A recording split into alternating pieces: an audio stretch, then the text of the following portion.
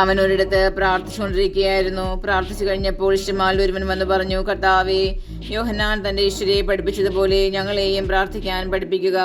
അവൻ അരുളി ചെയ്തു, നിങ്ങൾ ഇങ്ങനെ പ്രാർത്ഥിക്കുവിൻ: പിതാവേ, അങ്ങയുടെ നാമം പൂജിതമാകണമേ, അങ്ങയുടെ രാജ്യം വരയണമേ, അന്നന്ന് വേണ്ട ആഹാരം ഓരോ ദിവസവും ഞങ്ങൾക്ക് നൽകണമേ.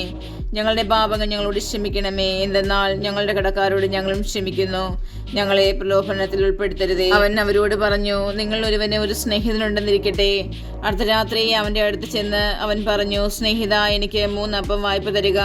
ഒരു സ്നേഹിതന് യാത്രാമധ്യേ എൻ്റെ അടുക്കൽ വന്നിരിക്കുന്നു, അവന് കൊടുക്കാൻ എനിക്കൊന്നുമില്ല. അപ്പോൾ അവന്റെ സ്നേഹിതനകത്ത് നിന്ന് മറുപടി പറയുന്നു, എന്നെ ഉപദ്രവിക്കരുത്, കഥ കടച്ചു കഴിഞ്ഞു, എൻ്റെ കുഞ്ഞുങ്ങളും എൻ്റെ കൂടെ കിടക്കയിലാണ്, എഴുന്നേറ്റ് നിനക്കൊന്നും തരാൻ സാധിക്കുകയില്ല.